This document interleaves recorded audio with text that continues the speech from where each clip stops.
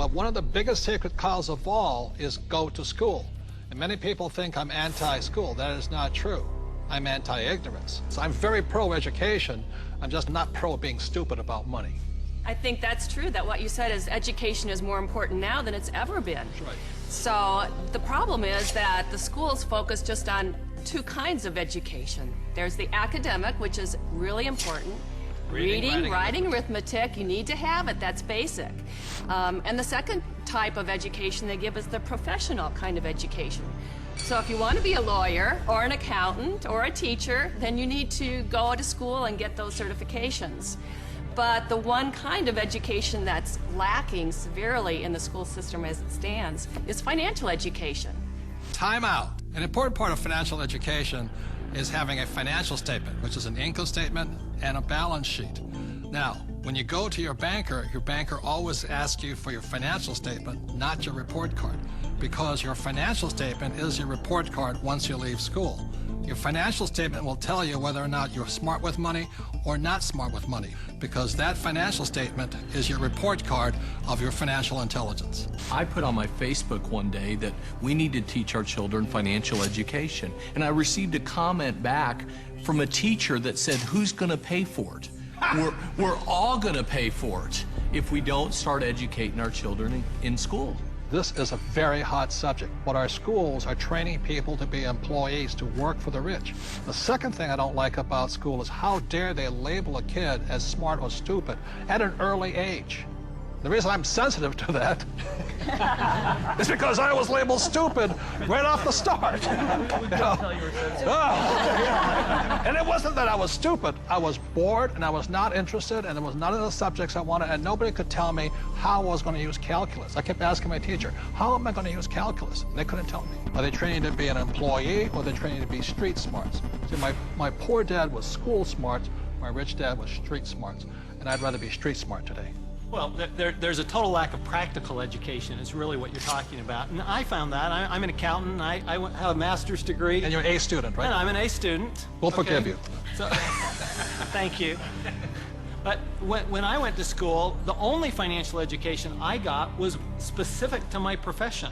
Okay, there was no general financial education. I could have gone all through, gotten a master's degree, got a PhD in my field without any specific financial education about how to handle myself once I got out of school. Right, and people say to me, well, I learned economics in school.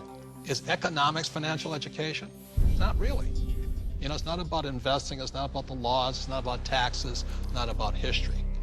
Well, Robert, as a lawyer, I see all sorts of people walk through the door. And some are highly educated, and some have no education at all, but like you said, they're street smart. And the first time I saw this type of client, I thought, wow, he's doing pretty well. He didn't go to college, but he's got all this real estate.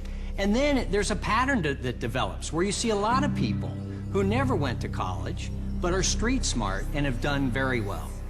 I can just say, I was talking to a woman the other day, she's a just as you're saying, highly successful doctor.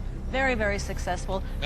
Medical doctor, very smart in so many ways, but when we were talking, she finally looked at me and she said, oh my God, she goes, I have not a clue about my money. She's 45 years old, not a clue. And you think that because they're successful, they know something about money. But so many people don't, because so many of us haven't had the education.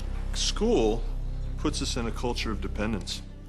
We depend on three things. We depend on a corporation to take care of us, or we depend on government to take care of us. And the scary one, I think, is we depend on institutions. You know, the people we run our 401ks to take care of us. Stock market. And we put ourselves, we rob ourselves of the independence to think freely as entrepreneurs or investors, and we just become dependent on those three entities. And it's brutal. And Mr. Maloney, you never finished school, did you? No. I failed school, but more than that, school failed me. I was dyslexic. They didn't know what it was back then, but basically, I was just like you, bored stiff. I got put in all the remedial classes, so I was in with the dumb kids, basically. They weren't teaching me anything I wanted to learn or anything that I would ever use in my lifetime. And the reason I bring up Michael, most people agree he's probably the smartest guy on this team. And the problem was, again, was Anita says, there's three kinds of education. There's academic, reading, writing, arithmetic. There's professional, become a doctor, a lawyer, in my case, a pilot. And number three is financial. But Michael was put back because of academics, because you can't read, right? Right. So how did you learn how to read? Oh, well, Apple came out with OS 10 at the beginning of the last decade. And you can just select text and hit a button and the computer reads to you. Most people don't know it's built into the operating system. But more, I developed a passion for global finance and economics, and monetary history especially. And passion drives you. Now we can't shut him up anymore. So I'm gonna blame Apple for that. School is a solo game. I didn't do well in school. I did very well in sports. And in sports, you learn to compete. You learn to deal with pressure, teams, goals. And school is more so individually. I'm competing against everybody, and teamwork is cheating in school. Some of us cheated better than others. And I'll just say last thing about school and money, which is a sacred cow. One of the things that really upsets me about schools and money is this. In America, schools are based upon real estate tax. In other words, if you come from a rich neighborhood, the real estate tax pays for better schools. If you're from a poor neighborhood, you get less money. So anytime somebody tells me schooling is about being fair, that is, when I look at the numbers side of it, is if you're poor, you're getting the worst possible education. And to me, that is cruelty. So how does a person learn about money? How does a person increase their financial intelligence? This diagram, called the cone of learning, provides some interesting clues. The cone of learning was created by an educational researcher named Mr. Dale in 1969. And what he found is that the worst way to learn is by reading or listening to a lecture.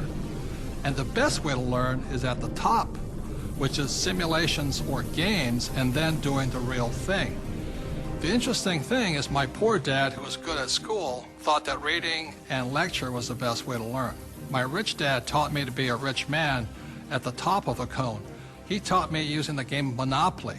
You know, 4 greenhouses, 1 red hotel. 4 greenhouses, 1 red hotel. And then we went out and did the real thing.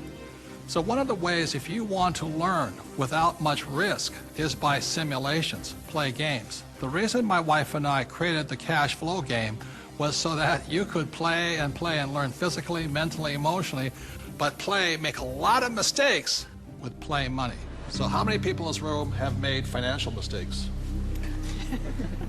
You know, the only thing we were ever taught was maybe how to balance a checkbook, how to have a savings account, those basics.